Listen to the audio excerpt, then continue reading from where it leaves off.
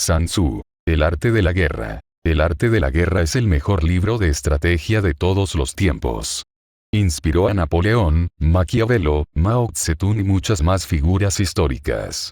Este libro de 500.000 años de antigüedad, es uno de los más importantes textos clásicos chinos, en el que, a pesar del tiempo transcurrido, ninguna de sus máximas ha quedado anticuada, ni hay un solo consejo que hoy no sea útil.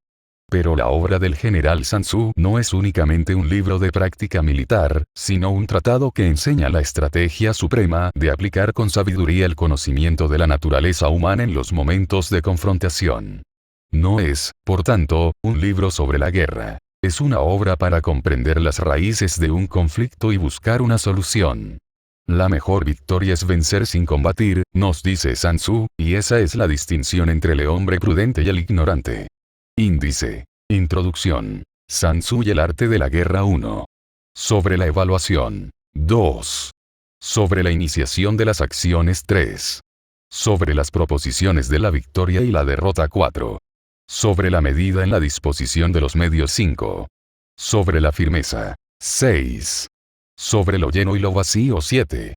Sobre el enfrentamiento directo e indirecto 8. Sobre los 9 cambios. 9. Sobre la distribución de los medios 10. Sobre la topología. 11. Sobre las clases de terreno 12. Sobre el arte de atacar por el fuego 13. Sobre la concordia y la discordia. Introducción.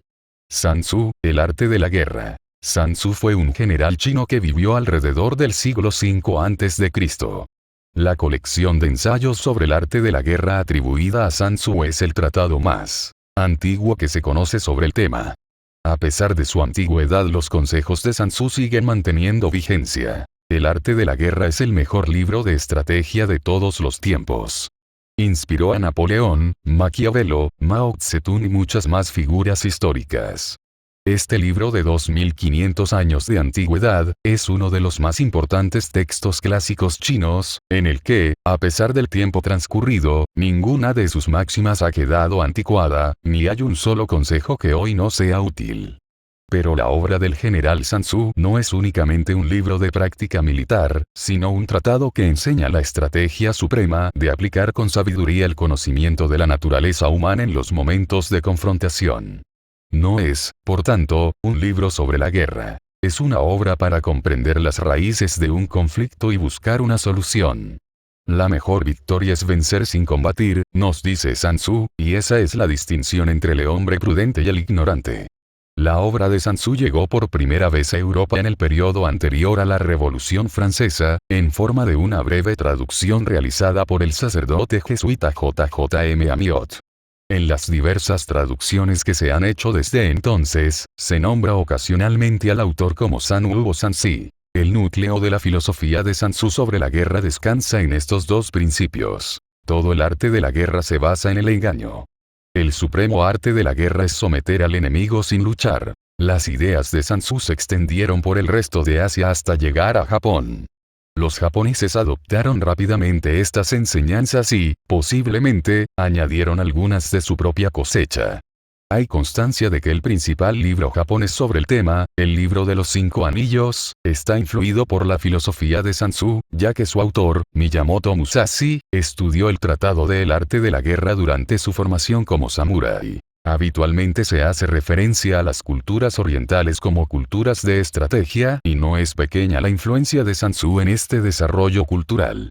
Hoy en día, la filosofía del arte de la guerra ha ido más allá de los límites estrictamente militares, aplicándose a los negocios, los deportes, la diplomacia e incluso el comportamiento personal.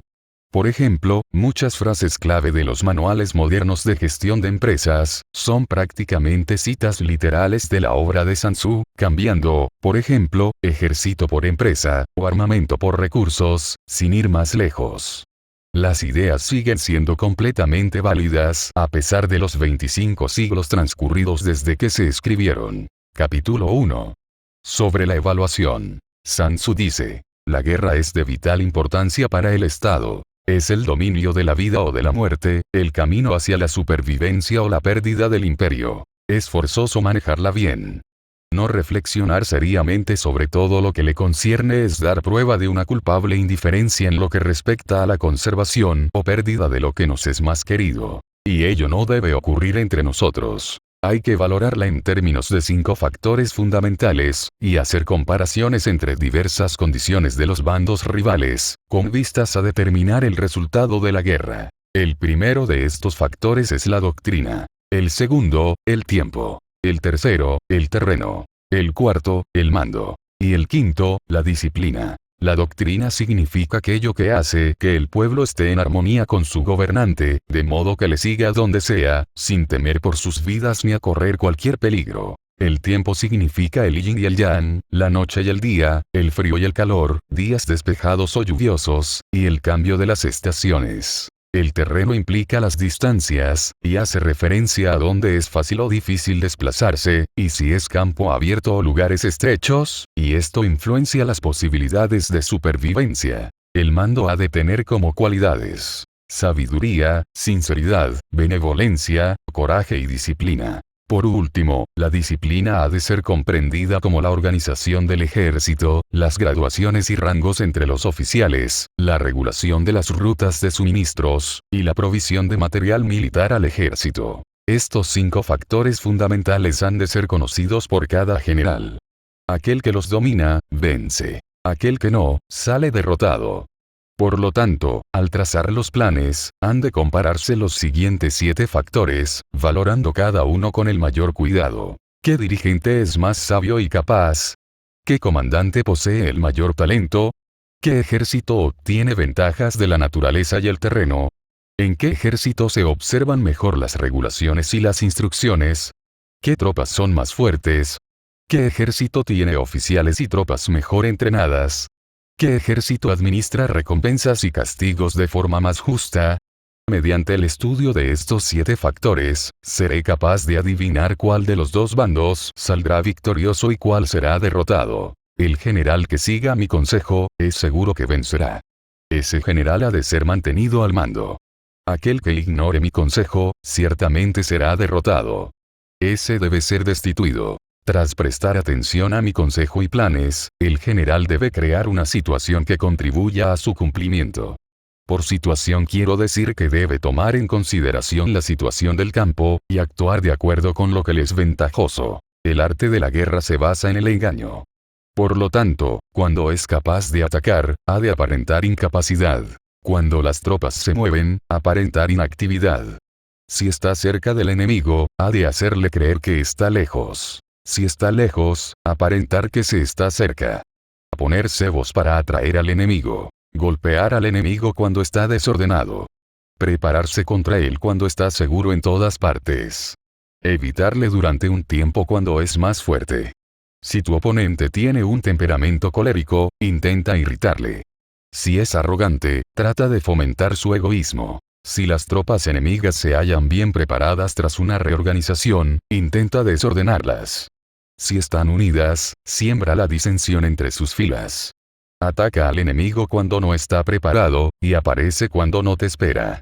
Estas son las claves de la victoria para el estratega. Ahora, si las estimaciones realizadas antes de la batalla indican victoria, es porque los cálculos cuidadosamente realizados muestran que tus condiciones son más favorables que las condiciones del enemigo. Si indican derrota, es porque muestran que las condiciones favorables para la batalla son menores. Con una evaluación cuidadosa, uno puede vencer. Sin ella, no puede. Muchas menos oportunidades de victoria tendrá aquel que no realiza cálculos en absoluto. Gracias a este método, se puede examinar la situación, y el resultado aparece claramente. Capítulo 2. Sobre la iniciación de las acciones. Una vez comenzada la batalla, aunque estés ganando, de continuar por mucho tiempo, desanimará a tus tropas y embotará tu espada. Si estás sitiando una ciudad, agotarás tus fuerzas. Si mantienes a tu ejército durante mucho tiempo en campaña, tus suministros se agotarán. Las armas son instrumentos de mala suerte. Emplearlas por mucho tiempo producirá calamidades. Como se ha dicho, los que a hierro matan, a hierro mueren. Cuando tus tropas están desanimadas, tu espada embotada, agotadas tus fuerzas y tus suministros son escasos, hasta los tuyos se aprovecharán de tu debilidad para sublevarse. Entonces, aunque tengas consejeros sabios, al final no podrás hacer que las cosas salgan bien. Por esta causa, he oído hablar de operaciones militares que han sido torpes y repentinas, pero nunca he visto a ningún experto en el arte de la guerra que mantuviese la campaña por mucho tiempo. Nunca es beneficioso para un país dejar que una operación militar se prolongue por mucho tiempo. Como se dice comúnmente, sé rápido como el trueno que retumba antes de que hayas podido taparte los oídos, veloz como el relámpago que relumbra antes de haber podido pestañear. Por lo tanto, los que no son totalmente conscientes de la desventaja de servirse de las armas no pueden ser totalmente conscientes de las ventajas de utilizarlas. Los que utilizan los medios militares con pericia no activan a sus tropas 2 veces, ni proporcionan alimentos en 3 ocasiones, con un mismo objetivo. Esto quiere decir que no se debe movilizar al pueblo más de una vez por campaña, y que inmediatamente después de alcanzar la victoria no se debe regresar al propio país para hacer una segunda movilización. Al principio esto significa proporcionar alimentos para las propias tropas, pero después se quitan los alimentos al enemigo. Si tomas los suministros de armas de tu propio país, pero quitas los alimentos al enemigo, puedes estar bien abastecido de armamento y de provisiones. Cuando un país se empobrece a causa de las operaciones militares, se debe al transporte de provisiones desde un lugar distante. Si las transportas desde un lugar distante, el pueblo se empobrecerá. Los que habitan cerca de donde está el ejército pueden vender sus cosechas a precios elevados, pero se acaba de este modo el bienestar de la mayoría de la población. Cuando se transportan las provisiones muy lejos, la gente se arruina a causa del alto costo. En los mercados cercanos al ejército, los precios de las mercancías se aumentan.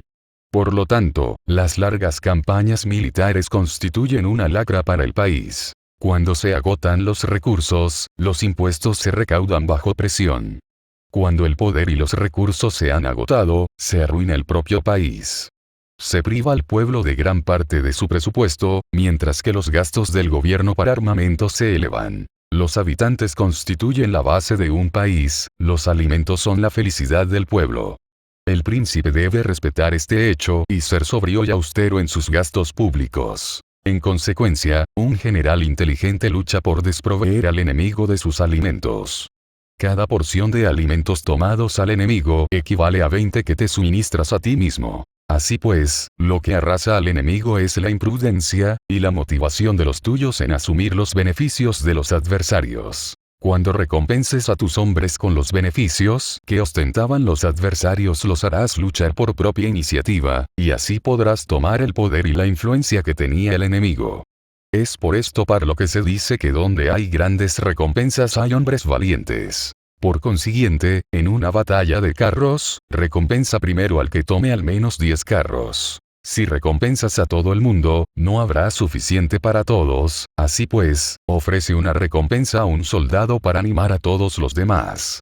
Cambia sus colores, de los soldados enemigos hechos prisioneros, utiliza los mezclados con los tuyos. Trata bien a los soldados y préstales atención. Los soldados prisioneros deben ser bien tratados, para conseguir que en el futuro luchen para ti.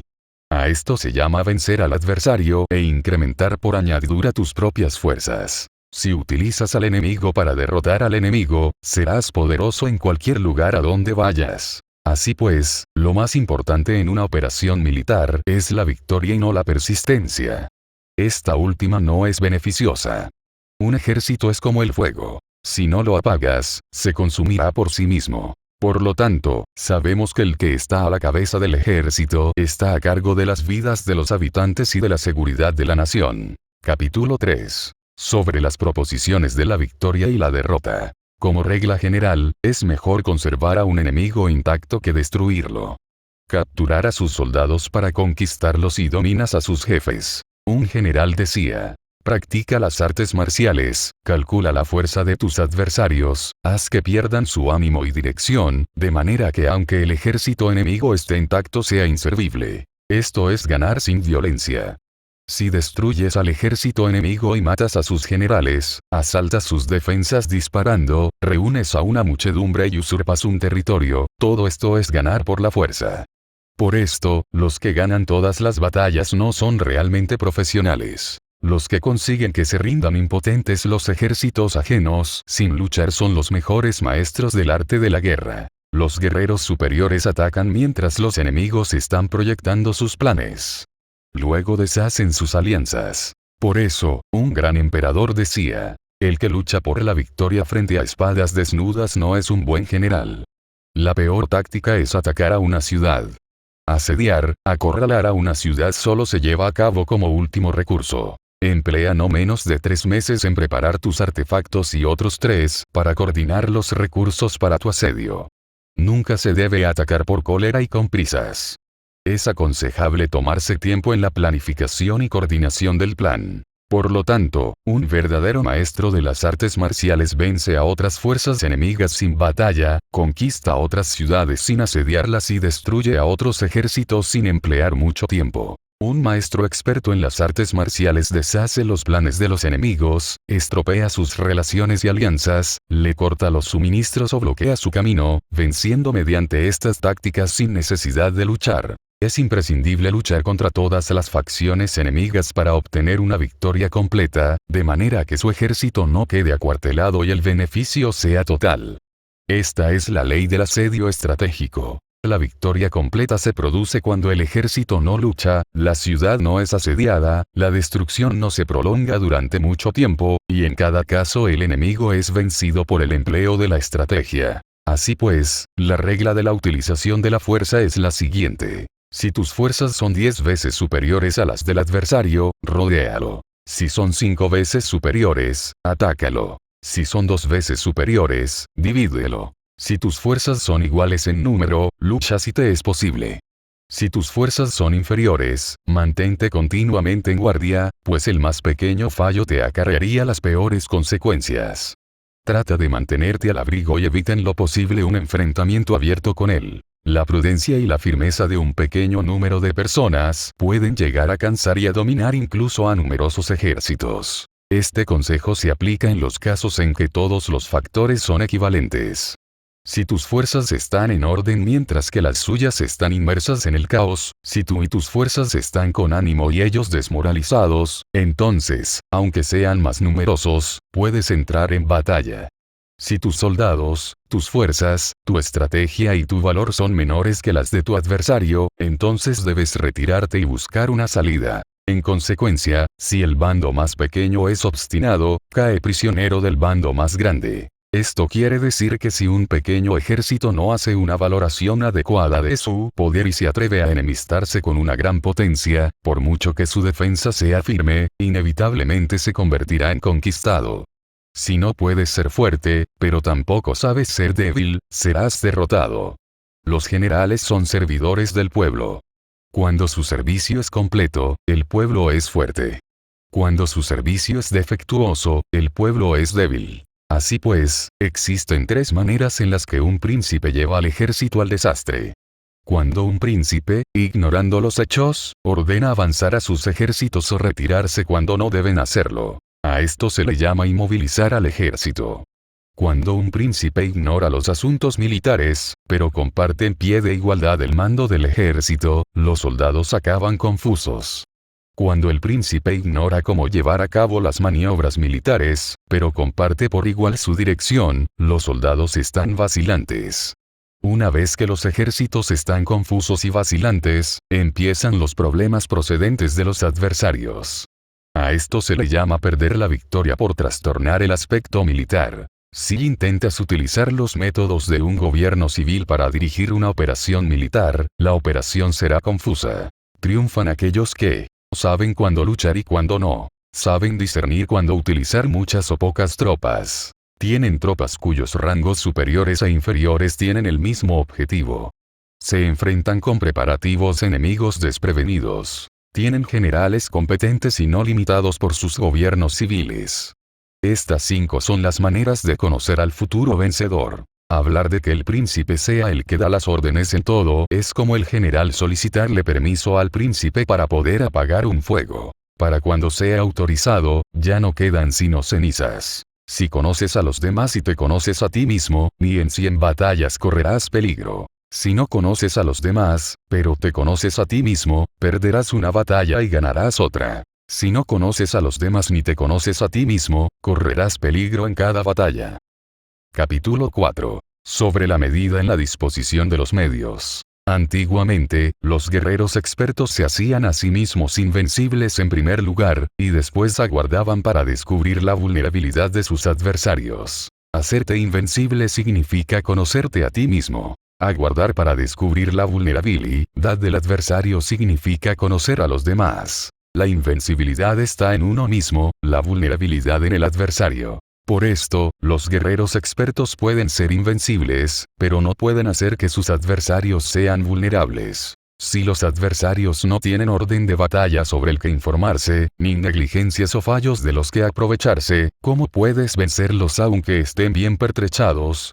Por esto es por lo que se dice que la victoria puede ser percibida, pero no fabricada. La invencibilidad es una cuestión de defensa, la vulnerabilidad, una cuestión de ataque. Mientras no hayas observado vulnerabilidades en el orden de batalla de los adversarios, oculta tu propia formación de ataque, y prepárate para ser invencible, con la finalidad de preservarte. Cuando los adversarios tienen órdenes de batalla vulnerables, es el momento de salir a atacarlos. La defensa es para tiempos de escasez, el ataque para tiempos de abundancia. Los expertos en defensa se esconden en las profundidades de la tierra. Los expertos en maniobras de ataque se esconden en las más elevadas alturas del cielo. De esta manera pueden protegerse y lograr la victoria total. En situaciones de defensa, acalláis las voces y borráis las huellas, escondidos como fantasmas y espíritus bajo tierra, invisibles para todo el mundo. En situaciones de ataque, vuestro movimiento es rápido y vuestro grito fulgurante, veloz como el trueno y el relámpago, para los que no se puede uno preparar, aunque vengan del cielo. Prever la victoria cuando cualquiera la puede conocer no constituye verdadera destreza. Todo el mundo elogia la victoria ganada en batalla, pero esa victoria no es realmente tan buena. Todo el mundo elogia la victoria en la batalla, pero lo verdaderamente deseable es poder ver el mundo de lo sutil y darte cuenta del mundo de lo oculto, hasta el punto de ser capaz de alcanzar la victoria donde no existe forma. No se requiere mucha fuerza para levantar un cabello, no es necesario tener una vista aguda para ver el sol y la luna, ni se necesita tener mucho oído para escuchar el retumbar del trueno. Lo que todo el mundo conoce no se llama sabiduría. La victoria sobre los demás obtenida por medio de la batalla no se considera una buena victoria. En la antigüedad, los que eran conocidos como buenos guerreros vencían cuando era fácil vencer. Si solo eres capaz de asegurar la victoria tras enfrentarte a un adversario en un conflicto armado, esa victoria es una dura victoria. Si eres capaz de ver lo sutil y de darte cuenta de lo oculto, irrumpiendo antes del orden de batalla, la victoria así obtenida es una victoria fácil. En consecuencia, las victorias de los buenos guerreros no destacan por su inteligencia o su bravura. Así pues, las victorias que ganan en batalla no son debidas a la suerte. Sus victorias no son casualidades, sino que son debidas a haberse situado previamente en posición de poder ganar con seguridad, imponiéndose sobre los que ya han perdido de antemano. La gran sabiduría no es algo obvio, el mérito grande no se anuncia. Cuando eres capaz de ver lo sutil, es fácil ganar. ¿Qué tiene esto que ver con la inteligencia o la bravura? Cuando se resuelven los problemas antes de que surjan, ¿quién llama a esto inteligencia? Cuando hay victoria sin batalla, ¿quién habla de bravura? Así pues, los buenos guerreros toman posición en un terreno en el que no pueden perder, y no pasan por alto las condiciones que hacen a su adversario proclive a la derrota. En consecuencia, un ejército victorioso gana primero y entabla la batalla después. Un ejército derrotado lucha primero e intenta obtener la victoria después. Esta es la diferencia entre los que tienen estrategia y los que no tienen planes premeditados. Los que utilizan bien las armas, cultivan el camino y observan las leyes. Así pueden gobernar prevaleciendo sobre los corruptos. Servirse de la armonía para desvanecer la oposición, no atacar un ejército inocente, no hacer prisioneros o tomar botín por donde pasa el ejército, no cortar los árboles ni contaminar los pozos, limpiar y purificar los templos de las ciudades y montañas del camino que atraviesas, no repetir los errores de una civilización decadente, a todo esto se llama el camino y sus leyes. Cuando el ejército está estrictamente disciplinado, hasta el punto en que los soldados morirían antes que desobedecer las órdenes, y las recompensas y los castigos merecen confianza y están bien establecidos, cuando los jefes y oficiales son capaces de actuar de esta forma, pueden vencer a un príncipe enemigo corrupto. Las reglas militares son 5. Medición, valoración, cálculo, comparación y victoria. El terreno da lugar a las mediciones, estas dan lugar a las valoraciones a los cálculos, estos a las comparaciones, y las comparaciones dan lugar a las victorias. Mediante las comparaciones de las dimensiones puedes conocer dónde se halla la victoria o la derrota. En consecuencia, un ejército victorioso es como 1 kilo comparado con 1 gramo. Un ejército derrotado es como 1 gramo comparado con 1 kilo. Cuando el que gana consigue que su pueblo vaya a la batalla como si estuviera dirigiendo una gran corriente de agua hacia un cañón profundo, esto es una cuestión de orden de batalla. Cuando el agua se acumula en un cañón profundo, nadie puede medir su cantidad, lo mismo que nuestra defensa no muestra su forma. Cuando se suelta el agua, se precipita hacia abajo como un torrente, de manera tan irresistible como nuestro propio ataque. Capítulo 5. Sobre la firmeza. La fuerza es la energía acumulada o la que se percibe. Esto es muy cambiante. Los expertos son capaces de vencer al enemigo creando una percepción favorable en ellos, así obtener la victoria sin necesidad de ejercer su fuerza. Gobernar sobre muchas personas como si fueran poco es una cuestión de dividirlas en grupos o sectores. Es organización. Batallar contra un gran número de tropas como si fueran pocas es una cuestión de demostrar la fuerza, símbolos y señales. Se refiere a lograr una percepción de fuerza y poder en la oposición. En el campo de batalla se refiere a las formaciones y banderas utilizadas para desplegar las tropas y coordinar sus movimientos. Lograr que el ejército sea capaz de combatir contra el adversario sin ser derrotado es una cuestión de emplear métodos ortodoxos o heterodoxos. La ortodoxia y la heterodoxia no es algo fijo, sino que se utilizan como un ciclo. Un emperador que fue un famoso guerrero y administrador, hablaba de manipular las percepciones de los adversarios sobre lo que es ortodoxo y heterodoxo, y después atacar inesperadamente, combinando ambos métodos hasta convertirlo en uno, volviéndose así indefinible para el enemigo. Que el efecto de las fuerzas sea como el de piedras arrojadas sobre huevos, es una cuestión de lleno y vacío. Cuando induces a los adversarios a atacarte en tu territorio, su fuerza siempre está vacía, en desventaja. Mientras que no compitas en lo que son los mejores, tu fuerza siempre estará llena. Atacar con lo vacío contra lo lleno es como arrojar piedras sobre huevos. De seguro se rompen. Cuando se entabla una batalla de manera directa, la victoria se gana por sorpresa. El ataque directo es ortodoxo. El ataque indirecto es heterodoxo. Solo hay 2 clases de ataques en la batalla. El extraordinario por sorpresa y el directo ordinario, pero sus variantes son innumerables. Lo ortodoxo y lo heterodoxo se originan recíprocamente, como un círculo sin comienzo ni fin. ¿Quién podría agotarlos? Cuando la velocidad del agua que fluye alcanza el punto en el que puede mover las piedras, esta es la fuerza directa. Cuando la velocidad y maniobrabilidad del halcón es tal que puede atacar y matar, esto es precisión. Lo mismo ocurre con los guerreros expertos. Su fuerza es rápida, su precisión certera. Su fuerza es como disparar una catapulta, su precisión es dar en el objetivo previsto y causar el efecto esperado. El desorden llega del orden, la cobardía surge del valor, la debilidad brota de la fuerza. Si quieres fingir desorden para convencer a tus adversarios y distraerlos, primero tienes que organizar el orden, porque solo entonces puedes crear un desorden artificial. Si quieres fingir cobardía para conocer la estrategia de los adversarios, primero tienes que ser extremadamente valiente, porque solo entonces puedes actuar como tímido de manera artificial. Si quieres fingir debilidad para inducir la arrogancia en tus enemigos, primero has de ser extremadamente fuerte porque solo entonces puedes pretender ser débil. El orden y el desorden son una cuestión de organización. La cobardía es una cuestión valentía y la de ímpetu. La fuerza y la debilidad son una cuestión de la formación en la batalla. Cuando un ejército tiene la fuerza del ímpetu, percepción, incluso el tímido se vuelve valiente; cuando pierde la fuerza del ímpetu, incluso el valiente se convierte en tímido. Nada está fijado en las leyes de la guerra. Estas se desarrollan sobre la base del ímpetu. Con astucia se puede anticipar y lograr que los adversarios se convenzan a sí mismos cómo proceder y moverse. Les ayuda a caminar por el camino que les traza. Hace moverse a los enemigos con la perspectiva del triunfo, para que caigan en la emboscada. Los buenos guerreros buscan la efectividad en la batalla a partir de la fuerza del ímpetu, percepción, y no dependen solo de la fuerza de sus soldados.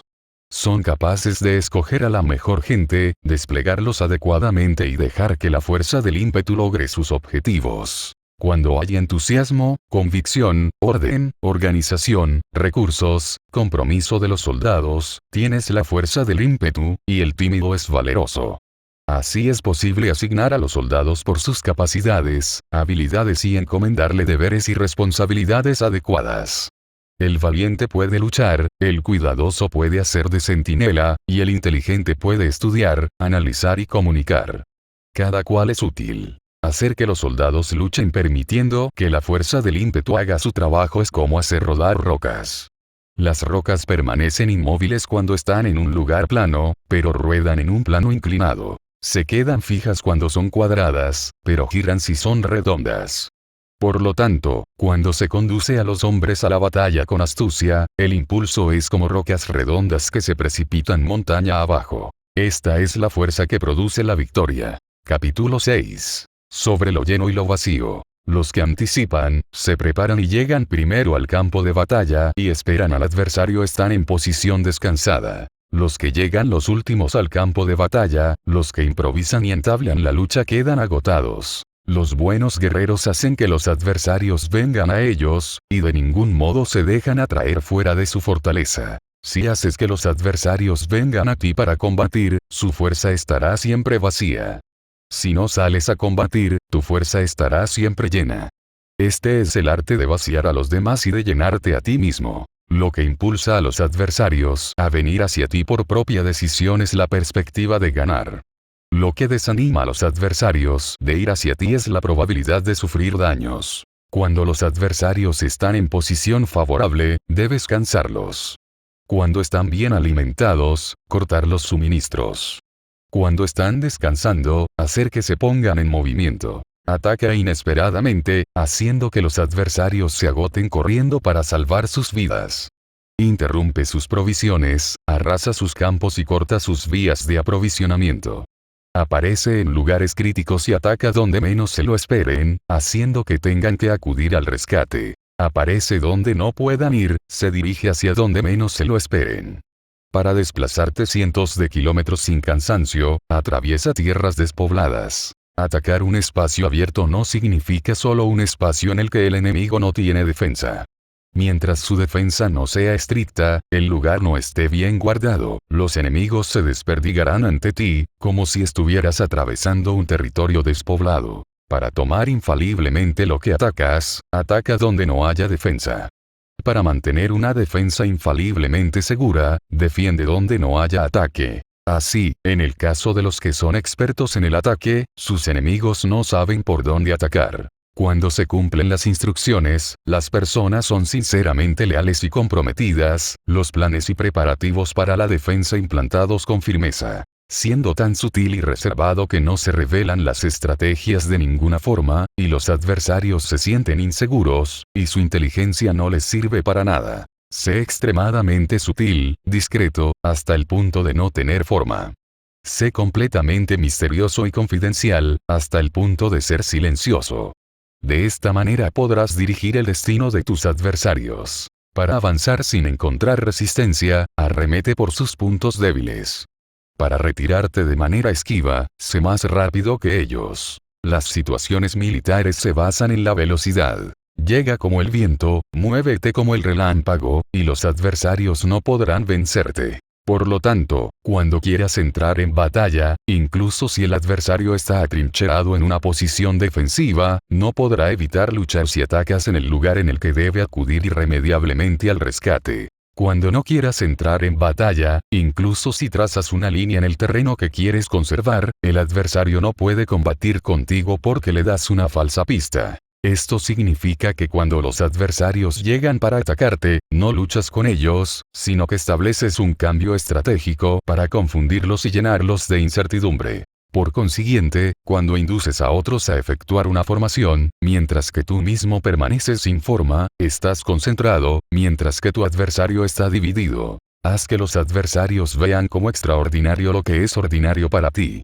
Haz que vean como ordinario lo que es extraordinario para ti. Esto es inducir al enemigo a efectuar una formación. Una vez vista la formación del adversario, concentras tus tropas contra él. Como tu formación no está a la vista, el adversario dividirá seguramente sus fuerzas. Cuando estás concentrado formando una sola fuerza, mientras que el enemigo está dividido en 10, estás atacando a una concentración de 1 contra 10, así que tus fuerzas superan a las suyas. Si puedes atacar a unos pocos soldados con muchos, diezmarás el número de tus adversarios. Cuando estás fuertemente atrincherado, te has hecho fuerte tras buenas barricadas, y no dejas filtrar ninguna información sobre tus fuerzas, sal afuera sin información precisa, ataca y conquista de manera incontenible. No han de conocer dónde piensas librar la batalla, porque cuando no se conoce, el enemigo destaca muchos puestos de vigilancia, y en el momento en el que se establecen numerosos puestos, solo tienes que combatir contra pequeñas unidades. Así pues, cuando su vanguardia está preparada, su retaguardia es defectuosa, y cuando su retaguardia está preparada, su vanguardia presenta puntos débiles. Las preparaciones de su ala derecha significarán carencia en su ala izquierda. Las preparaciones por todas partes significará ser vulnerable por todas partes. Esto significa que cuando las tropas están de guardia en muchos lugares, están forzosamente desperdigadas en pequeñas unidades. Cuando se dispone de pocos soldados, se está a la defensiva contra el adversario. El que dispone de muchos hace que el enemigo tenga que defenderse. Cuantas más defensas induces a adoptar a tu enemigo, más debilitado quedará. Así, si conoces el lugar y la fecha de la batalla, puedes acudir a ella aunque estés a 1000 kilómetros de distancia. Si no conoces el lugar y la fecha de la batalla, entonces tu flanco izquierdo no puede salvar al derecho, tu vanguardia no puede salvar a tu retaguardia, y tu retaguardia no puede salvar a tu vanguardia, ni siquiera en un territorio de unas pocas docenas de kilómetros. Si tienes muchas más tropas que los demás, ¿cómo puede ayudarte este factor para obtener la victoria? Si no conoces el lugar y la fecha de la batalla, aunque tus tropas sean más numerosas que las de ellos, ¿cómo puedes saber si vas a ganar o a perder? Así pues, se dice que la victoria puede ser creada. Si haces que los adversarios no sepan el lugar y la fecha de la batalla, siempre puedes vencer. Incluso si los enemigos son numerosos, puede hacerse que no entren en combate. Por tanto, haz tu valoración sobre ellos para averiguar sus planes, y determinar qué estrategia puede tener éxito y cuál no. Incítalos a la acción para descubrir cuál es el esquema general de sus movimientos y descansa. Haz algo por o en contra de ellos para su atención, de manera que puedas de ellos para descubrir sus hábitos de comportamiento de ataque y de defensa. Indúcelos a adoptar formaciones específicas, para conocer sus puntos flacos. Esto significa utilizar muchos métodos para confundir y perturbar al enemigo con el objetivo de observar sus formas de respuesta hacia ti. Después de haberlas observado, actúas en consecuencia, de manera que puedes saber qué clase de situaciones significan vida y cuáles significan muerte. Pruébalos para averiguar sus puntos fuertes y sus puntos débiles. Por lo tanto, el punto final de la formación de un ejército es llegar a la no forma. Cuando no tienes forma, los informadores no pueden descubrir nada, ya que la información no puede crear una estrategia. Una vez que no tienes forma perceptible, no dejas huellas que puedan ser seguidas, los informadores no encuentran ninguna grieta por donde mirar y los que están a cargo de la planificación no pueden establecer ningún plan realizable. La victoria sobre multitudes mediante formaciones precisas debe ser desconocida para las multitudes. Todo el mundo conoce la forma mediante la que resultó vencedor, pero nadie conoce la forma mediante la que aseguró la victoria. En consecuencia, la victoria en la guerra no es repetitiva, sino que adapta su forma continuamente. Determinar los cambios apropiados, significa no repetir las estrategias previas para obtener la victoria. Para lograrla, puedo adaptarme desde el principio a cualquier formación que los adversarios puedan adoptar. Las formaciones son como el agua. La naturaleza del agua es evitar lo alto e ir hacia abajo. La naturaleza de los ejércitos es evitar lo lleno y atacar lo vacío. El flujo del agua está determinado por la tierra. La victoria viene determinada por el adversario. Así pues, un ejército no tiene formación constante, lo mismo que el agua no tiene forma constante. Se llama genio a la capacidad de obtener la victoria, cambiando y adaptándose según el enemigo. Capítulo 7. Sobre el enfrentamiento directo e indirecto. La regla ordinaria para el uso del ejército es que el mando del ejército reciba órdenes de las autoridades civiles y después reúne y concentra a las tropas, acuartelándolas juntas. Nada es más difícil que la lucha armada. Luchar con otros cara a cara para conseguir ventajas es lo más arduo del mundo. La dificultad de la lucha armada es hacer cercanas las distancias largas y convertir los problemas en ventajas. Mientras que das la apariencia de estar muy lejos, empiezas tu camino y llegas antes que el enemigo. Por lo tanto, haces que su ruta sea larga, atrayéndole con la esperanza de ganar. Cuando emprendes la marcha después que los otros y llegas antes que ellos, conoces la estrategia de hacer que las distancias sean cercanas. Sírvete de una unidad especial para engañar al enemigo atrayéndole a una falsa persecución, haciéndole creer que el grueso de tus fuerzas está muy lejos. Entonces, lanzas una fuerza de ataque sorpresa que llega antes, aunque emprendió el camino después. Por consiguiente, la lucha armada puede ser provechosa y puede ser peligrosa. Para el experto es provechosa, para el inexperto peligrosa. Movilizar a todo el ejército para el combate en aras de obtener alguna ventaja tomaría mucho tiempo, pero combatir por una ventaja con un ejército incompleto tendría como resultado una falta de recursos. Si te movilizas rápidamente y sin parar día y noche, recorriendo el doble de la distancia habitual, y si luchas por obtener alguna ventaja a miles de kilómetros, tus jefes militares serán hechos prisioneros.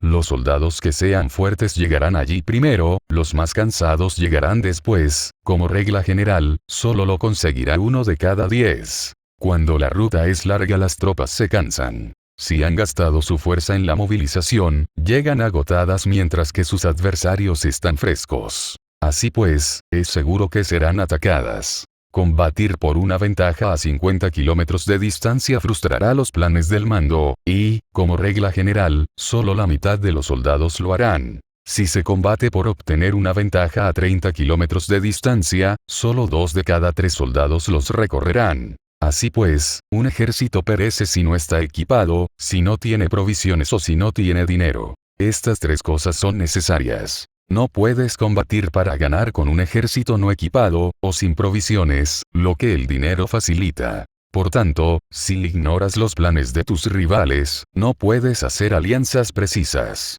A menos que conozcas las montañas y los bosques, los desfiladeros y los pasos, y la condición de los pantanos, no puedes maniobrar con una fuerza armada. A menos que utilices guías locales, no puedes aprovecharte de las ventajas del terreno. Solo cuando conoces cada detalle de la condición del terreno puedes maniobrar y guerrear. Por consiguiente, una fuerza militar se usa según la estrategia prevista, se moviliza mediante la esperanza de recompensa, y se adapta mediante la división y la combinación. Una fuerza militar se establece mediante la estrategia en el sentido de que distraes al enemigo para que no pueda conocer cuál es tu situación real y no pueda imponer su supremacía. Se moviliza mediante la esperanza de recompensa, en el sentido de que entra en acción cuando ve la posibilidad de obtener una ventaja. Dividir y volver a hacer combinaciones de tropas se hace para confundir al adversario y observar cómo reacciona frente a ti. De esta manera puedes adaptarte para obtener la victoria. Por eso, cuando una fuerza militar se mueve con rapidez es como el viento. Cuando va lentamente es como el bosque. Es voraz como el fuego e inmóvil como las montañas. Es rápida como el viento en el sentido que llega sin avisar y desaparece como el relámpago. Es como un bosque porque tiene un orden. Es voraz como el fuego que devasta una planicie sin dejar tras sí ni una brizna de hierba. Es inmóvil como una montaña cuando se acuartela. Es tan difícil de conocer como la oscuridad. Su movimiento es como un trueno que retumba. Para ocupar un lugar, divide a tus tropas. Para expandir tu territorio, divide los beneficios. La regla general de las operaciones militares es desproveer de alimentos al enemigo todo lo que se pueda. Sin embargo, en localidades donde la gente no tiene mucho, es necesario dividir a las tropas en grupos más pequeños para que puedan tomar en diversas partes lo que necesitan, ya que solo así tendrán suficiente. En cuanto a dividir el botín, significa que es necesario repartirlo entre las tropas para guardar lo que ha sido ganado, no dejando que el enemigo lo recupere. Actúa después de haber hecho una estimación. Gana el que conoce primero la medida de lo que está lejos y lo que está cerca. Esta es la regla general de la lucha armada. El primero que hace el movimiento es el invitado, el último es el anfitrión. El invitado lo tiene difícil, el anfitrión lo tiene fácil. Cerca y lejos significan desplazamiento. El cansancio, el hambre y el frío surgen del desplazamiento. Un antiguo libro que trata de asuntos militares dice: las palabras no son escuchadas, para eso se hacen los símbolos y los tambores. Las banderas y los estandartes se hacen a causa de la ausencia de visibilidad. Símbolos, tambores, banderas y estandartes se utilizan para concentrar y unificar los oídos y los ojos de los soldados. Una vez que están unificados, el valiente no puede actuar solo, ni el tímido puede retirarse solo. Esta es la regla general del empleo de un grupo. Unificar los oídos y los ojos de los soldados significa hacer que miren y escuchen al unísono de manera que no caigan en la confusión y el desorden.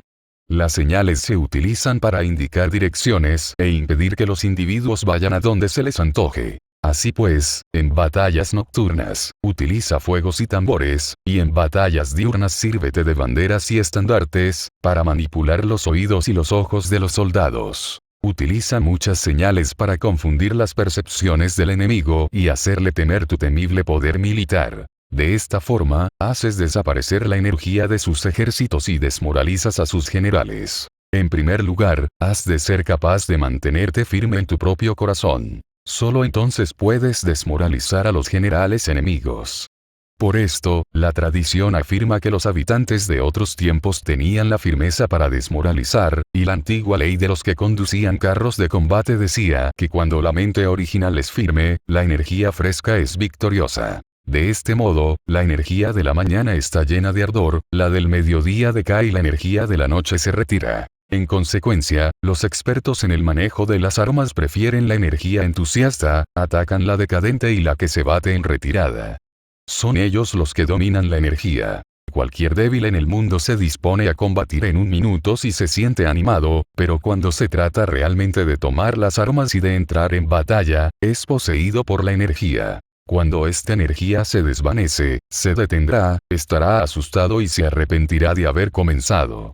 La razón por la que esa clase de ejércitos miran por encima del hombro a enemigos fuertes, lo mismo que miran a las doncellas vírgenes, es porque se están aprovechando de su agresividad, estimulada por cualquier causa. Utilizar el orden para enfrentarse al desorden, utilizar la calma para enfrentarse con los que se agitan, esto es dominar el corazón. A menos que tu corazón esté totalmente abierto y tu mente en orden, no puedes esperar ser capaz de adaptarte a responder sin límites, a manejar los acontecimientos de manera infalible, a enfrentarte a dificultades graves e inesperadas sin turbarte, dirigiendo cada cosa sin confusión. Dominar la fuerza es esperar a los que vienen de lejos, aguardar con toda comodidad a los que se han fatigado, y con el estómago saciado a los hambrientos. Esto es lo que se quiere decir cuando se habla de atraer a otros hacia donde estás, al tiempo que evitas ser inducido a ir hacia donde están ellos. Evitar la confrontación contra formaciones de combate bien ordenadas y no atacar grandes batallones constituye el dominio de la adaptación.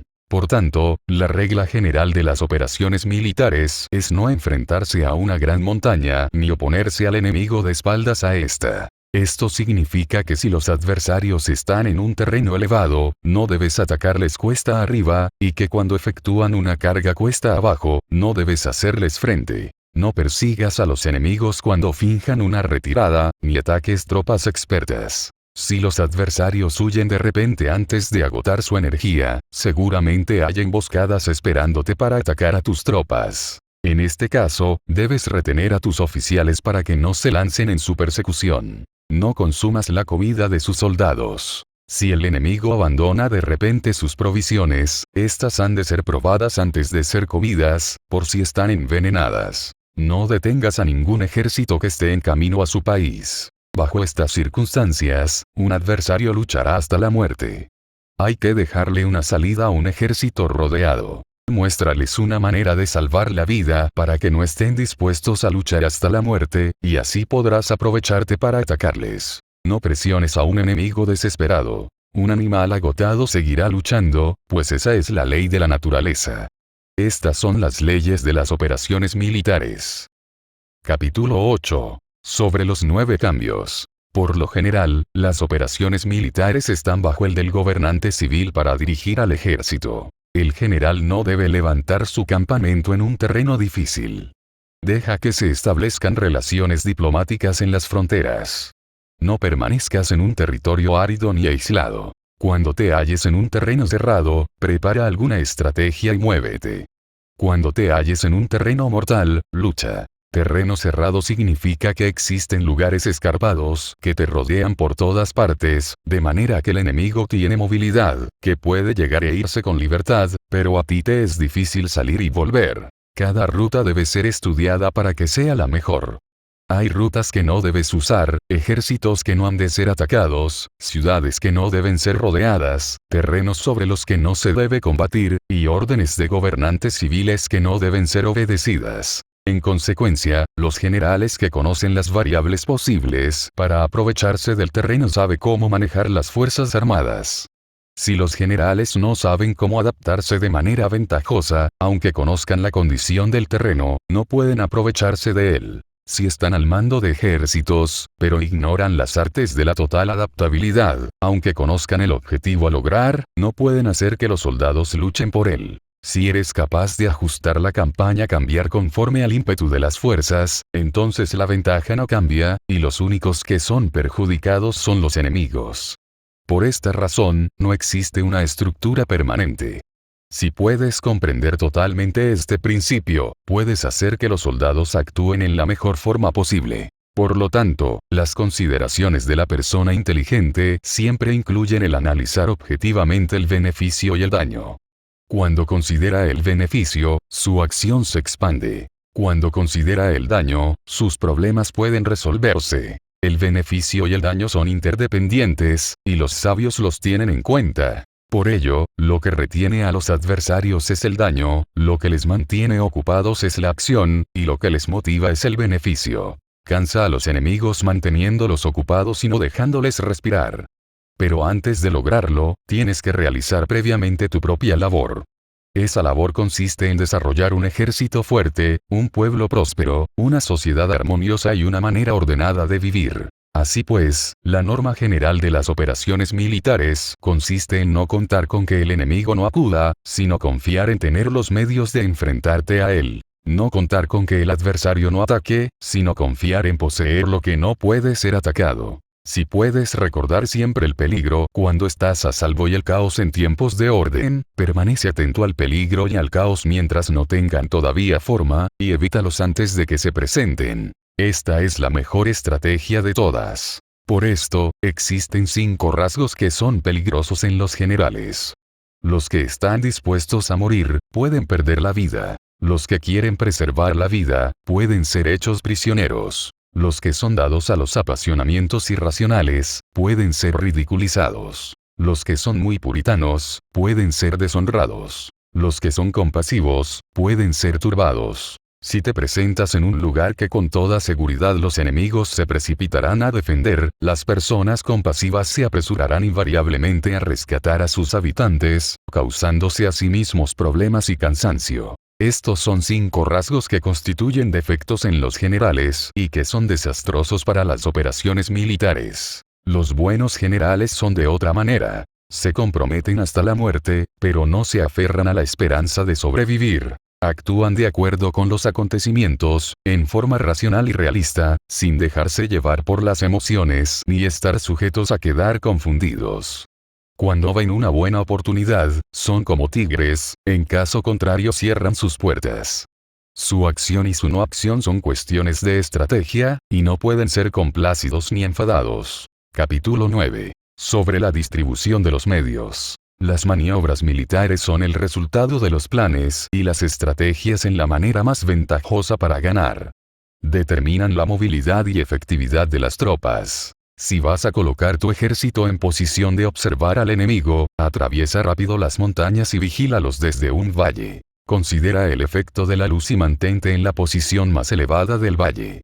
Cuando combatas en una montaña, ataca desde arriba hacia abajo y no al revés. Combate estando cuesta abajo y nunca cuesta arriba.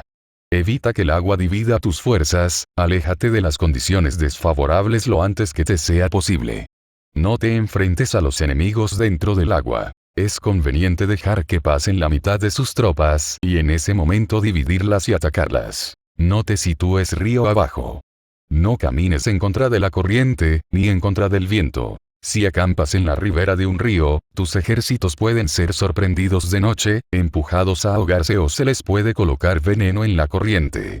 Tus barcas no deben ser amarradas corriente abajo, para impedir que el enemigo aproveche la corriente lanzando sus barcas contra ti. Si atraviesas pantanos, hazlo rápidamente. Si te encuentras frente a un ejército en medio de un pantano, permanece cerca de sus plantas acuáticas o respaldado por los árboles. En una llanura, toma posiciones desde las que sea fácil maniobrar, manteniendo las elevaciones del terreno detrás y a tu derecha, estando las partes más bajas delante y las más altos detrás. Generalmente, un ejército prefiere un terreno elevado y evita un terreno bajo, aprecia la luz y detesta la oscuridad. Los terrenos elevados son estimulantes, y por lo tanto, la gente se halla a gusto en ellos, además son convenientes para adquirir la fuerza del ímpetu. Los terrenos bajos son húmedos, lo cual provoca enfermedades y dificulta el combate. Cuida de la salud física de tus soldados con los mejores recursos disponibles. Cuando no existe la enfermedad en un ejército, se dice que este es invencible. Donde haya montículos y terraplenes, sitúate en su lado soleado, manteniéndolos siempre a tu derecha y detrás. Colocarse en la mejor parte del terreno es ventajoso para una fuerza militar. La ventaja en una operación militar consiste en aprovecharse de todos los factores beneficiosos del terreno. Cuando llueve río arriba y la corriente trae consigo la espuma, si quieres cruzarlo, espera a que escampe. Siempre que un terreno presente barrancos infranqueables, lugares cerrados, trampas, riesgos, grietas y prisiones naturales, debes abandonarlo rápidamente y no acercarte a él.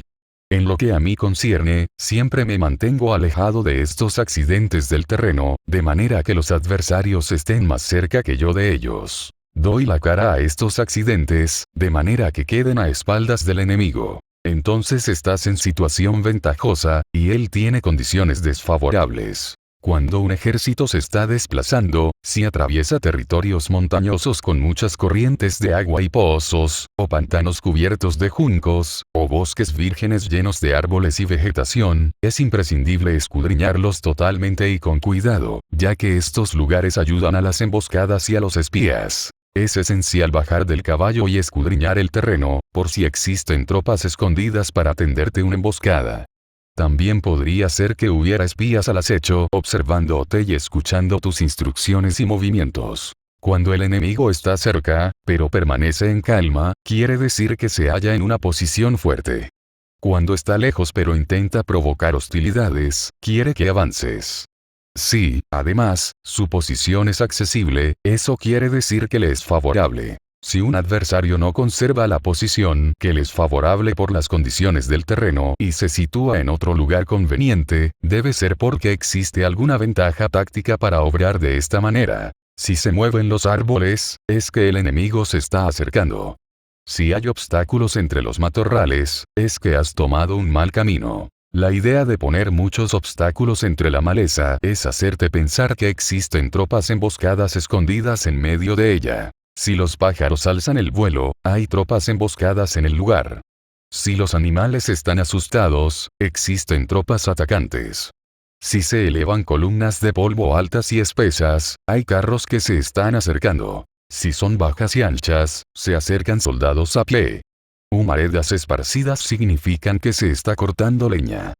pequeñas polvaredas que van y vienen indican que hay que levantar el campamento. Si los emisarios del enemigo pronuncian palabras humildes mientras que éste incrementa sus preparativos de guerra, esto quiere decir que va a avanzar.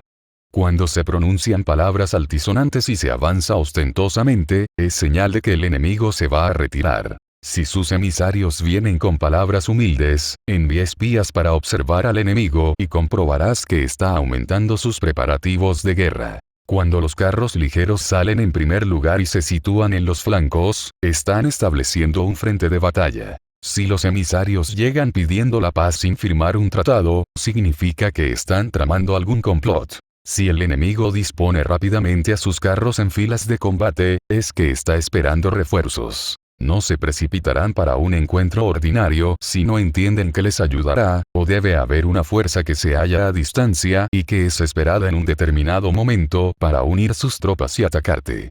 Conviene prepararse inmediatamente para esta eventualidad. Si la mitad de sus tropas avanza y la otra mitad retrocede, es que el enemigo piensa atraerte a una trampa. El enemigo está fingiendo en este caso confusión y desorden para incitarte a que avances. Si los soldados enemigos se apoyan unos en otros, es que están hambrientos. Si los aguadores beben en primer lugar, es que las tropas están sedientas. Si el enemigo ve una ventaja pero no la aprovecha, es que está cansado. Si los pájaros se reúnen en el campo enemigo, es que el lugar está vacío. Si hay pájaros sobrevolando una ciudad, el ejército ha huido. Si se producen llamadas nocturnas, es que los soldados enemigos están atemorizados. Tienen miedo y están inquietos, y por eso se llaman unos a otros. Si el ejército no tiene disciplina, esto quiere decir que el general no es tomado en serio. Si los estandartes se mueven, es que está sumido en la confusión. Las señales se utilizan para unificar el grupo. Así pues, si se desplaza de acá para allá sin orden ni concierto, significa que sus filas están confusas. Si sus emisarios muestran irritación, significa que están cansados. Si matan sus caballos para obtener carne, es que los soldados carecen de alimentos. Cuando no tienen marmitas y no vuelven a su campamento, son enemigos completamente desesperados. Si se producen murmuraciones, faltas de disciplina y los soldados hablan mucho entre sí, quiere decir que se ha perdido la lealtad de la tropa. Las murmuraciones describen la expresión de los verdaderos sentimientos. Las faltas de disciplina indican problemas con los superiores.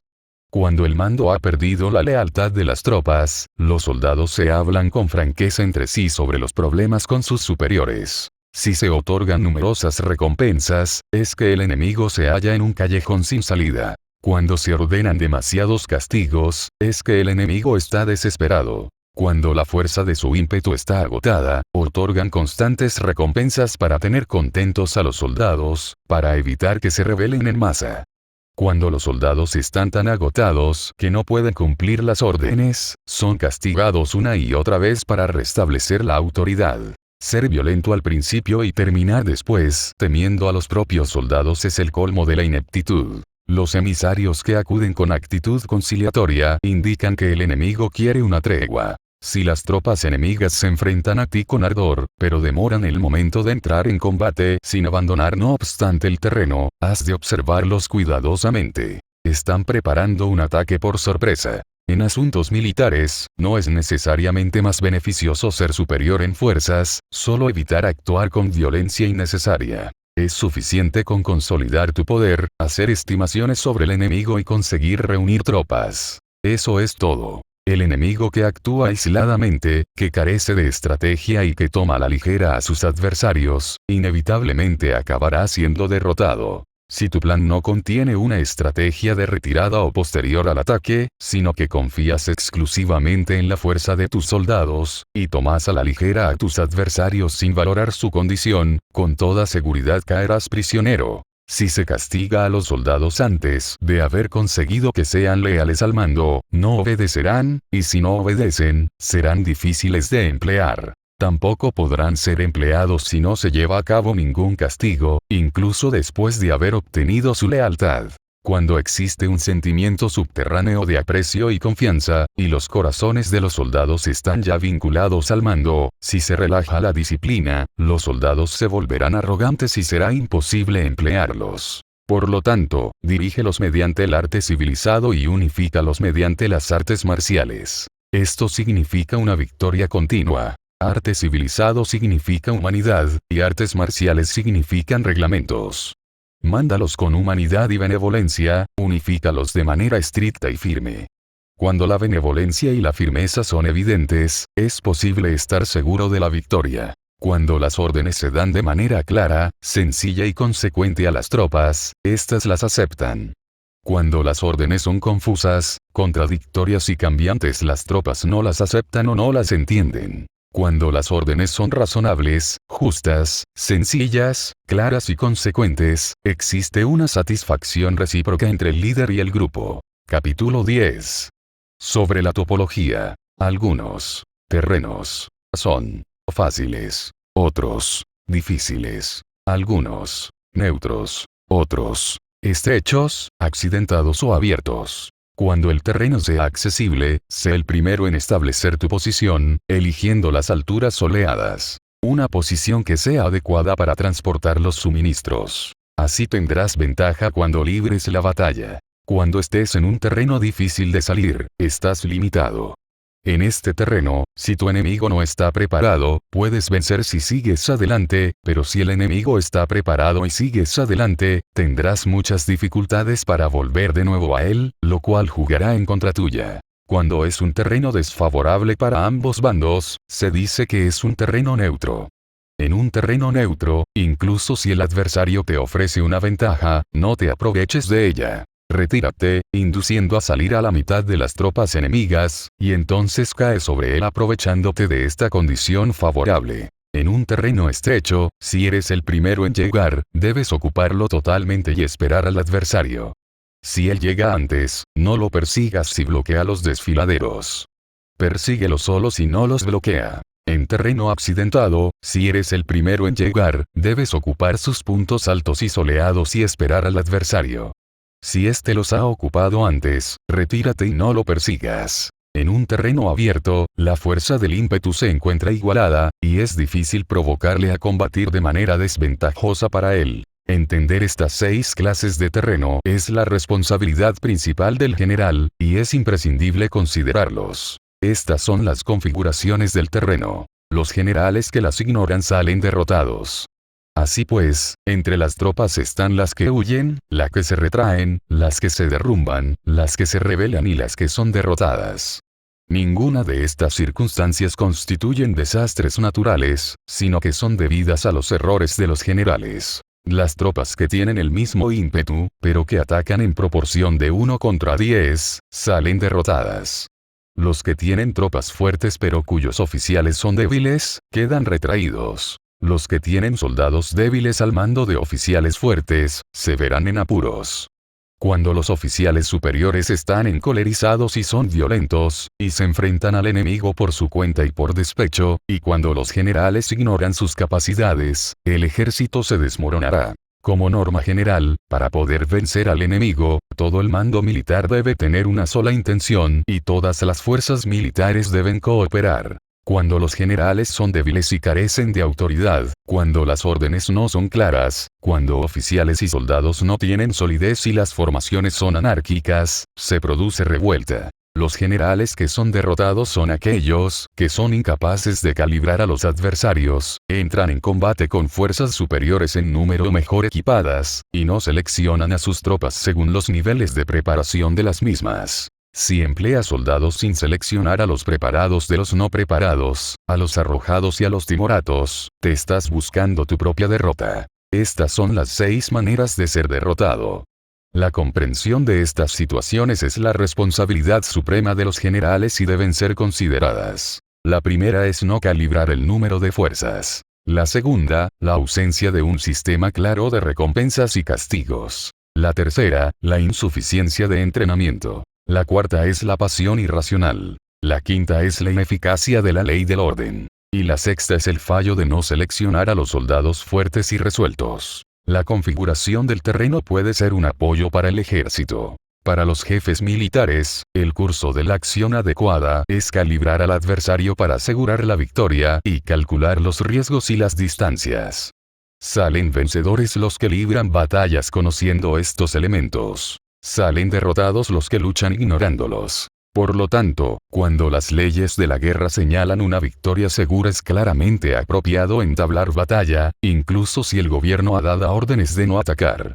Si las leyes de la guerra no indican una victoria segura, es adecuado no entrar en batalla, aunque el gobierno haya dado la orden de atacar.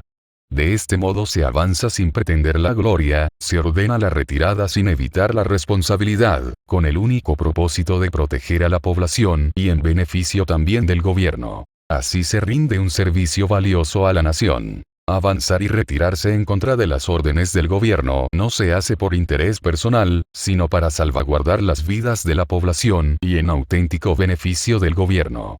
Servidores de esta talla son muy útiles para un pueblo. Mira por tus soldados como miras por un recién nacido. Así estarán dispuestos a seguirte hasta los valles más profundos. Cuida de tus soldados como cuidas de tus queridos hijos, y morirán gustosamente contigo. Pero si eres tan amable con ellos que no los puedes utilizar, si eres tan indulgente que no les puedes dar órdenes, tan informal que no puedes disciplinarlos, tus soldados serán como niños mimados y, por lo tanto, inservibles. Las recompensas no deben utilizarse solas, ni debe confiarse solamente en los castigos. En caso contrario, las tropas, como niños mimosos, se acostumbran a disfrutar o a quedar resentidas por todo. Esto es dañino y los vuelve inservibles. Si sabes que tus soldados son capaces de atacar, pero ignoras si el enemigo es invulnerable a un ataque, tienes solo la mitad de posibilidades de ganar. Si sabes que tu enemigo es vulnerable a un ataque, pero ignoras si tus soldados son capaces de atacar, solo tienes la mitad de posibilidades de ganar. Si sabes que el enemigo es vulnerable a un ataque, y tus soldados pueden llevarlo a cabo, pero ignoras si la condición del terreno es favorable para la batalla, tienes la mitad de probabilidades de vencer. Por lo tanto, los que conocen las artes marciales no pierden el tiempo cuando efectúan sus movimientos, ni se agotan cuando atacan. Debido a esto se dice que cuando te conoces a ti mismo y conoces a los demás, la victoria no es un peligro. Cuando conoces el cielo y la tierra, la victoria es inagotable. Capítulo 11. Sobre las 9 clases de terreno. Conforme a las leyes de las operaciones militares, existen 9 clases de terreno. Si intereses locales luchan entre sí en su propio territorio, a este se le llama terreno de dispersión. Cuando los soldados están apegados a su casa y combaten cerca de su hogar, pueden ser dispersados con facilidad. Cuando penetras en un territorio ajeno, pero no lo haces en profundidad, a este se le llama territorio ligero. Esto significa que los soldados pueden regresar fácilmente. El territorio que puede resultarte ventajoso si lo tomas, y ventajoso al enemigo si es él quien lo conquista, se llama terreno clave. Un terreno de lucha inevitable es cualquier enclave defensivo o paso estratégico. Un territorio igualmente accesible para ti y para los demás se llama terreno de comunicación. El territorio que está rodeado por 3 territorios rivales y es el primero en proporcionar libre acceso a él a todo el mundo se llama terreno de intersección. El terreno de intersección es aquel en el que convergen las principales vías de comunicación uniéndolas entre sí. Sé el primero en ocuparlo, y la gente tendrá que ponerse de tu lado. Si lo obtienes, te encuentras seguro. Si lo pierdes, corres peligro. Cuando penetras en profundidad en un territorio ajeno, y dejas detrás muchas ciudades y pueblos, a este terreno se le llama difícil. Es un terreno del que es difícil regresar. Cuando atraviesas montañas boscosas, desfiladeros abruptos u otros accidentes difíciles de atravesar, a esto se le llama terreno desfavorable. Cuando el acceso es estrecho y la salida es tortuosa, de manera que una pequeña unidad enemiga puede atacarte, aunque tus tropas sean más numerosas, a este se le llama terreno cercado. Si eres capaz de una gran adaptación, puedes atravesar este territorio. Si solo puedes sobrevivir en un territorio luchando con rapidez, y si es fácil morir si no lo haces, a este se le llama terreno mortal. Las tropas que se encuentran en un terreno mortal están en la misma situación que si se encontraran en una barca que se hunde o en una casa ardiendo. Así pues, no combatas en un terreno de dispersión, no te detengas en un terreno ligero, no ataques en un terreno clave, ocupado por el enemigo, no dejes que tus tropas sean divididas en un terreno de comunicación. En terrenos de intersección, establece comunicaciones. En terrenos difíciles, entra aprovisionado. En terrenos desfavorables, continúa marchando. En terrenos cercados, haz planes. En terrenos mortales, lucha. En un terreno de dispersión, los soldados pueden huir. Un terreno ligero es cuando los soldados han penetrado en territorio enemigo, pero todavía no tienen las espaldas cubiertas. Por eso, sus mentes no están realmente concentradas y no están listos para la batalla. No es ventajoso atacar al enemigo en un terreno clave. Lo que es ventajoso es llegar el primero a él. No debe permitirse que quede aislado el terreno de comunicación, para poder servirse de las rutas de suministros. En terrenos de intersección, estarás a salvo si estableces alianzas. Si las pierdes, te encontrarás en peligro. En terrenos difíciles, entrar aprovisionado significa reunir todo lo necesario para estar allí mucho tiempo. En terrenos desfavorables, ya que no puedes atrincherarte en ello, debes apresurarte a salir. En terrenos cercados, introduce tácticas sorpresivas. Si las tropas caen en un terreno mortal, todo el mundo luchará de manera espontánea. Por esto se dice, sitúa a las tropas en un terreno mortal y sobrevivirán. Los que eran antes considerados como expertos en el arte de la guerra eran capaces de hacer que el enemigo perdiera contacto entre su vanguardia y su retaguardia, la confianza entre las grandes y las pequeñas unidades, el interés recíproco para el bienestar de los diferentes rangos, el apoyo mutuo entre gobernantes y gobernados, el alistamiento de soldados y la coherencia de sus ejércitos.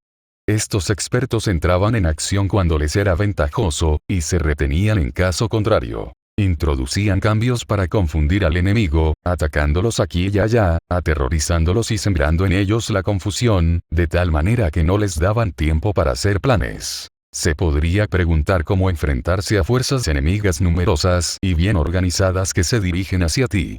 La respuesta es quitarles en primer lugar algo que aprecien, y después te escucharán. La rapidez de acción es el factor esencial de la condición de la fuerza militar, aprovechándose de los errores de los adversarios, desplazándose por caminos que no esperan y atacando cuando no están en guardia. Esto significa que para aprovecharse de la falta de preparación, de visión y de cautela de los adversarios, es necesario actuar con rapidez, y que si dudas, esos errores no te servirán de nada. En una invasión, por regla general, cuanto más se adentran los invasores en el territorio ajeno, más fuertes se hacen, hasta el punto de que el gobierno nativo no puede ya expulsarlos. Escoge campos fértiles, y las tropas tendrán suficiente para comer. Cuida de su salud y evita el cansancio, consolida su energía, aumenta su fuerza. Que los movimientos de tus tropas y la preparación de tus planes sean insondables.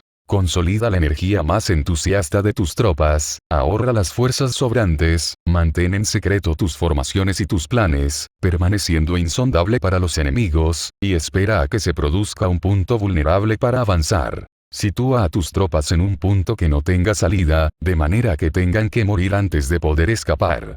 Porque, ante la posibilidad de la muerte, ¿qué no estarán dispuestas a hacer? Los guerreros dan entonces lo mejor de sus fuerzas. Cuando se hallan ante un grave peligro, pierden el miedo. Cuando no hay ningún sitio a donde ir, permanecen firmes. Cuando están totalmente implicados en un terreno, se aferran a él. Si no tienen otra opción, lucharán hasta el final. Por esta razón, los soldados están vigilantes sin tener que ser estimulados, se alistan sin tener que ser llamados a filas, son amistosos sin necesidad de promesas, y se puede confiar en ellos sin necesidad de órdenes. Esto significa que cuando los combatientes se encuentran en peligro de muerte, sea cual sea su rango, todos tienen el mismo objetivo, y, por lo tanto, están alertas sin necesidad de ser estimulados, tienen buena voluntad de manera espontánea y sin necesidad de recibir órdenes, y puede confiarse de manera natural en ellos sin promesas ni necesidad de jerarquía. Prohíbe los augurios para evitar las dudas, y los soldados nunca te abandonarán. Si tus soldados no tienen riquezas, no es porque las desdenden. Si no tienen más longevidad, no es porque no quieran vivir más tiempo.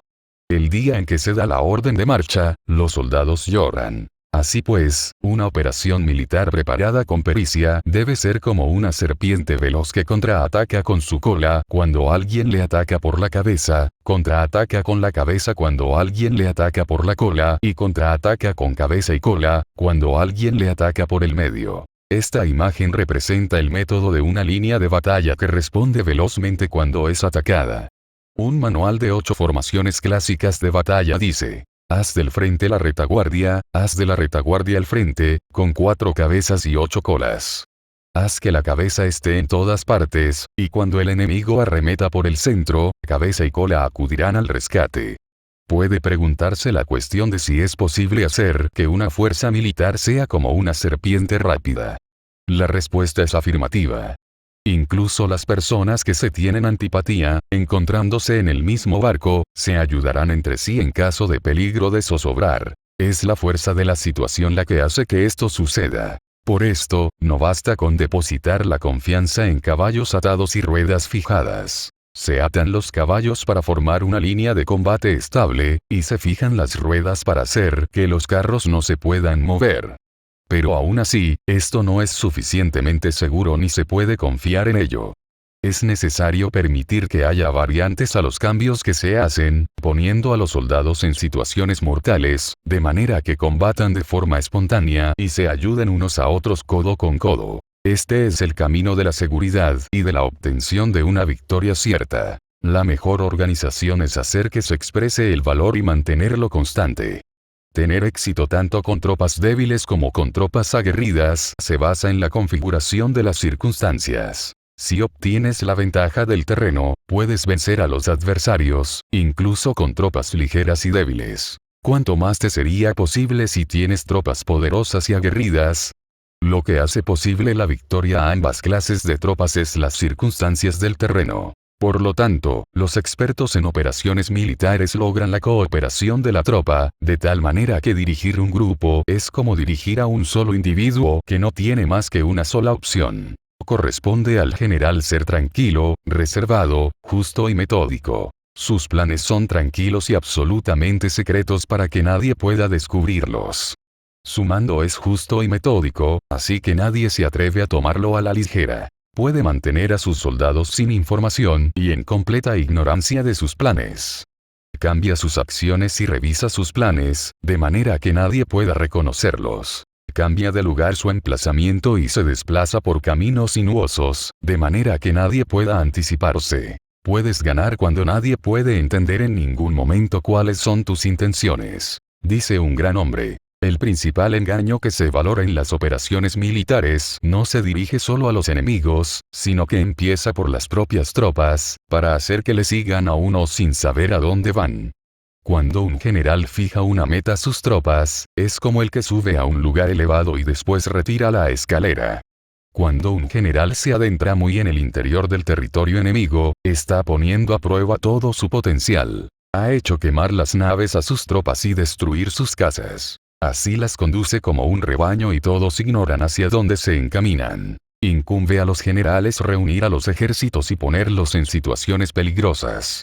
También han de examinar las adaptaciones a los diferentes terrenos, las ventajas de concentrarse o dispersarse, y las pautas de los sentimientos y situaciones humanas. Cuando se habla de ventajas y de desventajas de la concentración y de la dispersión, quiere decir que las pautas de los comportamientos humanos cambian según los diferentes tipos de terreno. En general, la pauta general de los invasores es unirse cuando están en el corazón del territorio enemigo, pero tienden a dispersarse cuando están en las franjas fronterizas.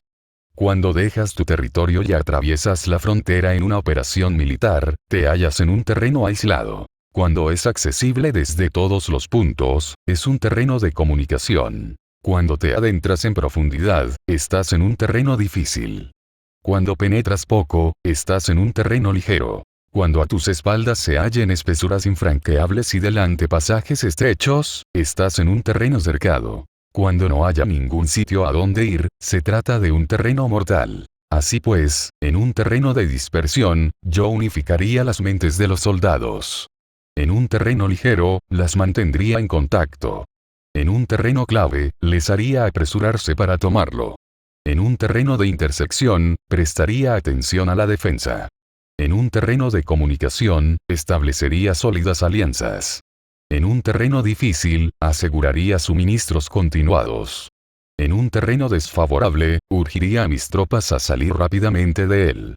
En un terreno cercado, cerraría las entradas.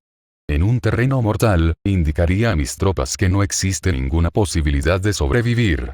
Por esto, la psicología de los soldados consiste en resistir cuando se ven rodeados, luchar cuando no se puede evitar, y obedecer en casos extremos. Hasta que los soldados no se ven rodeados, no tienen la determinación de resistir al enemigo hasta alcanzar la victoria. Cuando están desesperados, presentan una defensa unificada. Por ello, los que ignoran los planes enemigos no pueden preparar alianzas. Los que ignoran las circunstancias del terreno no pueden hacer maniobrar a sus fuerzas. Los que no utilizan guías locales no pueden aprovecharse del terreno. Los militares de un gobierno eficaz deben conocer todos estos factores. Cuando el ejército de un gobierno eficaz ataca a un gran territorio, el pueblo no se puede unir. Cuando su poder sobrepasa a los adversarios, es imposible hacer alianzas. Si puedes averiguar los planes de tus adversarios, aprovéchate del terreno y haz maniobrar al enemigo de manera que se encuentre indefenso. En este caso, ni siquiera un gran territorio puede reunir suficientes tropas para detenerte. Por lo tanto, si no luchas por obtener alianzas, ni aumentas el poder de ningún país, pero extiendes tu influencia personal amenazando a los adversarios, todo ello hace que el país y las ciudades enemigas sean vulnerables. Otorga recompensas que no estén reguladas y da órdenes desacostumbradas. Considera la ventaja de otorgar recompensas que no tengan precedentes, observa cómo el enemigo hace promesas sin tener en cuenta los códigos establecidos. Maneja las tropas como si fueran una sola persona. Empléalas en tareas reales, pero no les hables. Motívalas con recompensas, pero no les comentes los perjuicios posibles. Emplea a tus soldados solo en combatir, sin comunicarles tu estrategia. Déjales conocer los beneficios que les esperan, pero no les hables de los daños potenciales. Si la verdad se filtra, tu estrategia puede hundirse. Si los soldados empiezan a preocuparse, se volverán vacilantes y temerosos. Colócalos en una situación de posible exterminio, y entonces lucharán para vivir. Ponles en peligro de muerte, y entonces sobrevivirán. Cuando las tropas afrontan peligros, son capaces de luchar para obtener la victoria. Así pues, la tarea de una operación militar es fingir acomodarse a las intenciones del enemigo. Si te concentras totalmente en puedes matar a su general aunque estés a kilómetros de distancia. A esto se llama cumplir el objetivo con pericia. Al principio te acomodas a sus intenciones, después matas a sus generales. Esta es la pericia en el cumplimiento del objetivo. Así, el día en que se declara la guerra, se cierran las fronteras, se rompen los salvoconductos y se impide el paso de emisarios. Los asuntos se deciden rigurosamente desde que se comienza a planificar y establecer la estrategia desde la casa o cuartel general. El rigor en los cuarteles generales en la fase de planificación se refiere al mantenimiento del secreto. Cuando el enemigo ofrece oportunidades, aprovéchalas inmediatamente. Entérate primero de lo que pretende, y después anticípate a él. Mantén la disciplina y adáptate al enemigo, para determinar el resultado de la guerra. Así, al principio eres como una doncella y el enemigo abre sus puertas. Entonces, tú eres como una liebre suelta, y el enemigo no podrá expulsarte. Capítulo 12. Sobre el arte de atacar por el fuego. Existen 5 clases de ataques mediante el fuego. Quemar a las personas, quemar los suministros, quemar el equipo, quemar los almacenes y quemar las armas. El uso del fuego tiene que tener una base, y exige ciertos medios. Existen momentos adecuados para encender fuegos, concretamente cuando el tiempo es seco y ventoso. Normalmente, en ataques mediante el fuego es imprescindible seguir los cambios producidos por este. Cuando el fuego está dentro del campamento enemigo, prepárate rápidamente desde fuera. Si los soldados se mantienen en calma cuando el fuego se ha declarado, espera y no ataques. Cuando el fuego alcance su punto álgido, síguelo, si puedes. Si no, espera. En general, el fuego se utiliza para sembrar la confusión en el enemigo y así poder atacarle. Cuando el fuego puede ser prendido en campo abierto, no esperes hacerlo en su interior. Hazlo cuando sea oportuno. Cuando el fuego sea atizado por el viento, no ataques en dirección contraria a este. No es eficaz luchar contra el ímpetu del fuego, porque el enemigo luchará en este caso hasta la muerte. Si ha soplado el viento durante el día, a la noche amainará. Un viento diurno cesará al anochecer. Un viento nocturno cesará al amanecer. Los ejércitos han de saber que existen variantes de las 5 clases de ataques mediante el fuego, y adaptarse a estas de manera racional. No basta saber cómo atacar a los demás con el fuego, es necesario saber cómo impedir que los demás te ataquen a ti. Así pues, la utilización del fuego para apoyar un ataque significa claridad, y la utilización del agua para apoyar un ataque significa fuerza. El agua puede incomunicar, pero no puede arrasar. El agua puede utilizarse para dividir a un ejército enemigo, de manera que su fuerza se desuna y la tuya se fortalezca. Ganar combatiendo o llevar a cabo un asedio victorioso sin recompensar a los que han hecho méritos trae mala fortuna y se hace merecedor de ser llamado avaro. Por eso se dice que un gobierno esclarecido lo tiene en cuenta y que un buen mando militar recompensa el mérito. No moviliza a sus tropas cuando no hay ventajas que obtener, ni actúa cuando no hay nada que ganar, ni luchan cuando no existe peligro. Las armas son instrumentos de mal augurio, y la guerra es un asunto peligroso. Es indispensable impedir una derrota desastrosa, y por lo tanto, no vale la pena movilizar un ejército por razones insignificantes. Las armas solo deben utilizarse cuando no existe otro remedio. Un gobierno no debe movilizar un ejército por ira, y los jefes militares no deben provocar la guerra por cólera. Actúa cuando sea beneficioso. En caso contrario, desiste. La ira puede convertirse en alegría, y la cólera puede convertirse en placer, pero un pueblo destruido no puede hacérsele renacer, y la muerte no puede convertirse en vida. En consecuencia, un gobierno esclarecido presta atención a todo esto, y un buen mando militar lo tiene en cuenta. Esta es la manera de mantener a la nación a salvo y de conservar intacto a su ejército. Capítulo 13. Sobre la concordia y la discordia. Una operación militar significa un gran esfuerzo para el pueblo, y la guerra puede durar muchos años para obtener una victoria de un día.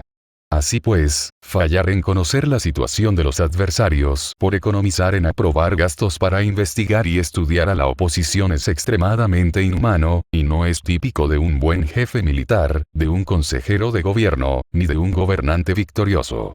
Por lo tanto, lo que posibilita a un gobierno inteligente y a un mando militar sabio vencer a los demás y lograr triunfos extraordinarios con esa información esencial. La información previa no puede obtenerse de fantasmas ni espíritus, ni se puede tener por analogía, ni descubrir mediante cálculos. Debe obtenerse de personas. Personas que conozcan la situación del adversario. Existen 5 clases de espías. El espía nativo, el espía interno, el doble agente, el espía liquidable, y el espía flotante. Cuando están activos todos ellos, nadie conoce sus rutas. A esto se le llama genio organizativo, y se aplica al gobernante. Los espías nativos se contratan entre los habitantes de una localidad. Los espías internos se contratan entre los funcionarios enemigos. Los agentes dobles se contratan entre los espías enemigos.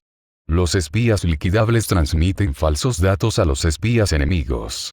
Los espías flotantes vuelven para traer sus informes. Entre los funcionarios del régimen enemigo, se hallan aquellos con los que se puede establecer contacto y a los que se puede sobornar para averiguar la situación de su país y descubrir cualquier plan que se trame contra ti. También pueden ser utilizados para crear desavenencias y desarmonía. En consecuencia, nadie en las Fuerzas Armadas es tratado con tanta familiaridad como los espías, ni a nadie se le otorgan recompensas tan grandes como a ellos, ni hay asunto más secreto que el espionaje. Si no se trata bien a los espías, pueden convertirse en renegados y trabajar para el enemigo. No se pueden utilizar a los espías sin sagacidad y conocimiento. No puede uno servirse de espías sin humanidad y justicia, no se puede obtener la verdad de los espías sin sutileza. Ciertamente, es un asunto muy delicado.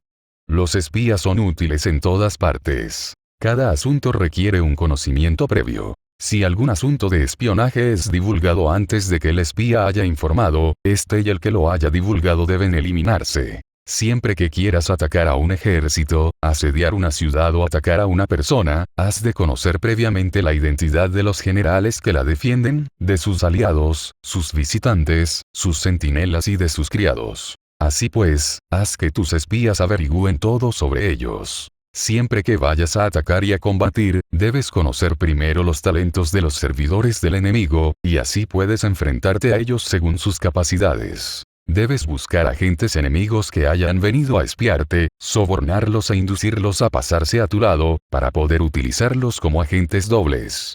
Con la información obtenida de esta manera, puedes encontrar espías nativos y espías internos para contratarlos. Con la información obtenida de estos, puedes fabricar información falsa, sirviéndote de espías liquidables. Con la información así obtenida, puedes hacer que los espías flotantes actúen según los planes previstos. Es esencial para un gobernante conocer las 5 clases de espionaje, y este conocimiento depende de los agentes dobles. Así pues, estos deben ser bien tratados. Así, solo un gobernante brillante o un general sabio que pueda utilizar a los más inteligentes para el espionaje, puede estar seguro de la victoria. El espionaje es esencial para las operaciones militares, y los ejércitos dependen de él para llevar a cabo sus acciones. No será ventajoso para el ejército actuar sin conocer la situación del enemigo, y conocer la situación del enemigo no es posible sin el espionaje. Fin.